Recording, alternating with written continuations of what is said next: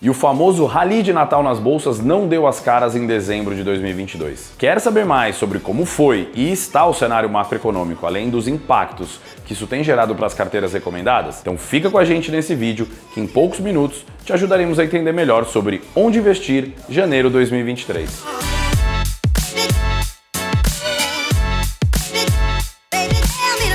Dezembro costuma ser marcado por um mês de retornos positivos para as bolsas nos Estados Unidos e até mesmo na Europa. Porém, não foi o que vimos nesse final de 2022. O principal motivo é que ainda existem muitas incertezas globais pairando no ar, sendo a principal delas o risco de os bancos centrais dos países desenvolvidos seguirem com políticas monetárias mais apertadas por mais tempo ao longo dos próximos anos. Com retornos no campo negativo no último mês do ano, as bolsas americanas encerram 2022 com quedas expressivas, próxima a 9% no caso do Dow Jones, perto de 20% para o S&P 500 e de mais de 30% para a Nasdaq, configurando o pior ano para as ações americanas desde 2008. E não é só isso. A queda do crescimento global tem trazido volatilidade aos mercados e alguma tendência de queda nos preços das commodities. A perspectiva só não é pior por conta do processo de reabertura do pós-Covid na China, que deve sustentar o crescimento em países emergentes e a demanda global por matérias-primas. Em dezembro, o Fed voltou a elevar os juros,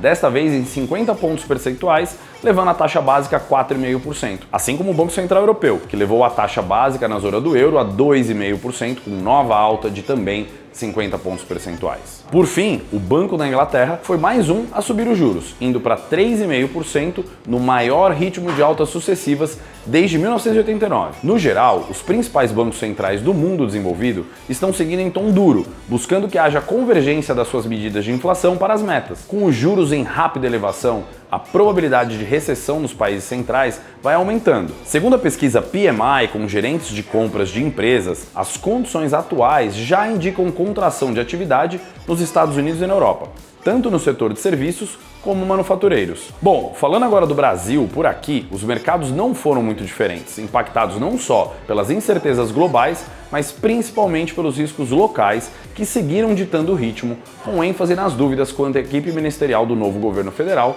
e nos rumos da nova política fiscal. No Ibovespa, apesar de um mês de queda expressiva de menos 2,45%, o saldo do ano foi positivo, com retorno de 4,69% para o principal índice de ações brasileiro. Também no campo positivo foi o desempenho do índice de fundos imobiliários em 2022, depois de 2 anos de queda, encerrando o ano em mais 2,2%.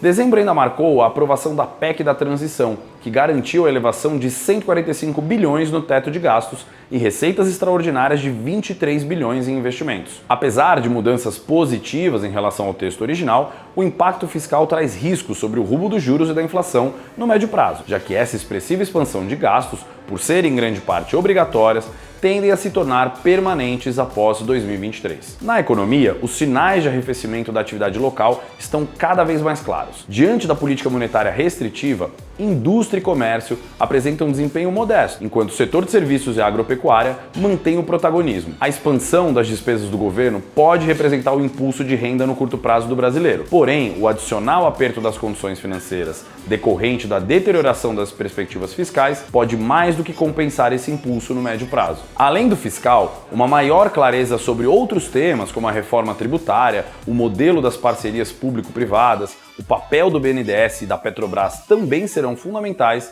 para o desempenho econômico brasileiro em 2023 e nos anos seguintes. Parece ser um cenário de boas oportunidades para os mercados no Brasil e no mundo, não sem riscos elevados e volatilidade no caminho.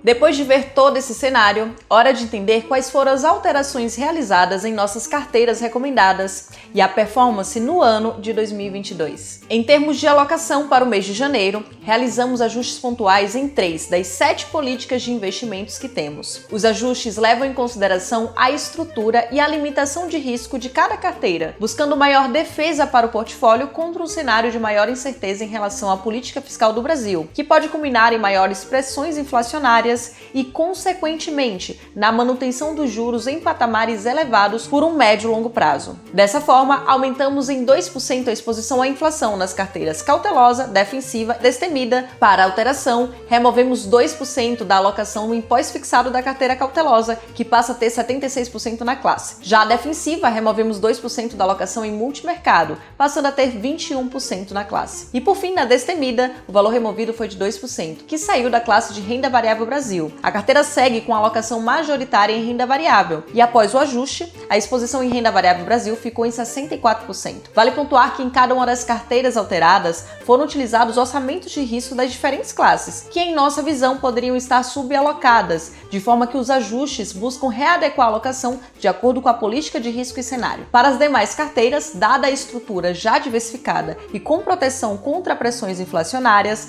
não foram feitas alterações para o mês de janeiro de 2023. Antes de avançar e conferir o retorno por carteira no ano de 2022, vale uma rápida retrospectiva do que aconteceu nas diversas classes de fundos de investimentos ao longo do ano. Vale pontuar que os fundos de investimentos marcam presença de forma constante em nossas carteiras e representam em algumas dessas carteiras quase 70 a 80% dos ativos recomendados. Os dados a seguir, tanto da indústria de fundos quanto das carteiras recomendadas, são do fechamento do dia 27 de dezembro. A começar pelos fundos de renda fixa, estes foram um dos destaques tanto em relação à captação quanto em relação à performance ao longo de 2022, sendo beneficiados tanto pelo movimento de alta de juros que levou a taxa Selic a 13,75%, quanto pela estabilidade dos spreads de crédito, ou seja, as taxas pagas pelos títulos privados em relação à remuneração dos títulos públicos, que ao longo do ano apresentaram a lateralização, fechando mês a mês entre 180 a 170 pontos. Em linhas gerais, apesar do cenário difícil para os ativos de risco e papéis de renda fixa no exterior, os fundos de renda fixa pós-fixados expostos ao crédito high grade e high yield apresentaram descorrelação com a indústria. A aversão a risco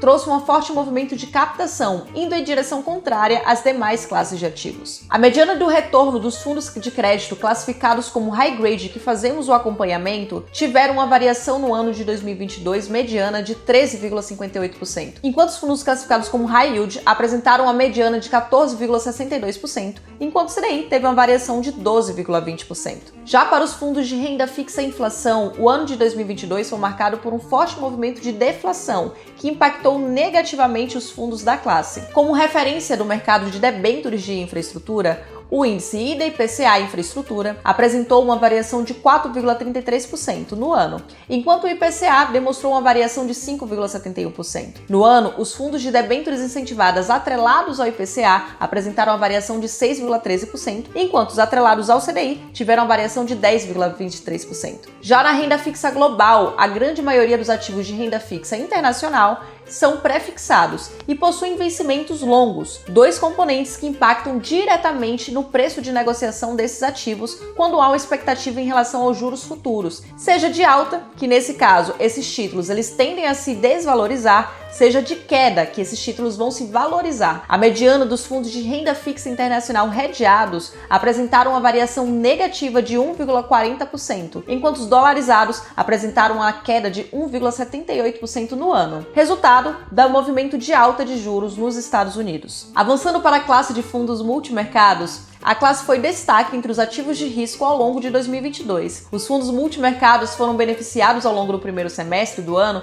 principalmente por dois fatores. Inicialmente, por uma alocação mais positiva para o mercado local, que acompanhou a valorização do Ibovespa e a valorização do real contra o dólar, e com posições também apostando no aperto monetário em países desenvolvidos, muito em linha com a inflação persistentemente alta que foi observada nesses locais. O IHFA, que é o principal índice de fundos multimercados do Brasil, apresentou no ano uma variação de 13,31%. O destaque positivo no ano ficou para os fundos multimercados classificados como macro e multiestratégia, que montam posições observando o cenário macroeconômico. E no ano, esses fundos apresentaram uma variação mediana de 11,50% contra 10,60% 5,76% dos fundos classificados como long short arbitragem e 5,76% dos fundos classificados como sistemáticos. Em relação à performance dos fundos de ações, o destaque foi para os fundos long buys, que no ano apresentaram uma variação de 2,4%. Já os fundos que possuem estratégia long only tiveram um desempenho negativo de 1,18% para o mesmo período. O ano de 2022 foi extremamente desafiador para a gestão ativa dentro do mercado acionário, sendo o primeiro fator relacionado à composição do principal índice acionário local. 70% do Ibovespa é composto pelos setores financeiro, que é 22%, commodities, com 38%, elétrica e saneamento, 10%. Que são setores mais resilientes em um cenário de inflação e juros altos. Já na renda variável global, a mediana dos fundos de ações internacionais hedgeados apresentaram uma variação negativa de 22,04%, enquanto os dolarizados apresentaram uma queda de 23,92% no ano. Se você quiser conferir essa retrospectiva completa, basta acessar o QR Code que está aparecendo aqui na tela e conferir o nosso panorama de fundos retrospectiva 2022. Olhando para os retornos por carteira, até o fechamento do dia 27 de dezembro de 2022, a carteira pré-Cavida apresentou no ano um retorno positivo de 13,25%, enquanto a cautelosa, com a maior exposição a ativos de risco, obteve um retorno de 12,71%. As duas carteiras mais conservadoras obtiveram um retorno superior ao CDI, que variou 12,20% no ano. Com uma exposição maior a ativos de risco, a carteira defensiva, estrategista e visionária tiveram retornos positivos em 2022, entretanto performaram abaixo do CDI no ano. A carteira defensiva obteve uma performance de 10,61%, enquanto a estrategista teve uma variação de 5,99% e a visionária de 3,55%. Já para as carteiras que possuem maior exposição ao risco, essas tiveram retornos negativos no ano. A carteira energética obteve uma variação de 0,65% negativo e a destemida teve uma queda de 7,84%, resultado de um ano de alta volatilidade para os ativos de risco no geral. Em resumo, esses são os retornos das nossas carteiras recomendadas. E se por acaso você tiver interesse em olhar no detalhe a alocação, os ativos, o cenário, basta acessar o QR Code que está aparecendo aqui na tela e acessar a nossa guia de investimentos. Lá você vai encontrar todas as nossas carteiras e o nosso relatório onde investir. E é isso, desejamos a todos um feliz 2023 e excelentes investimentos ao longo do ano.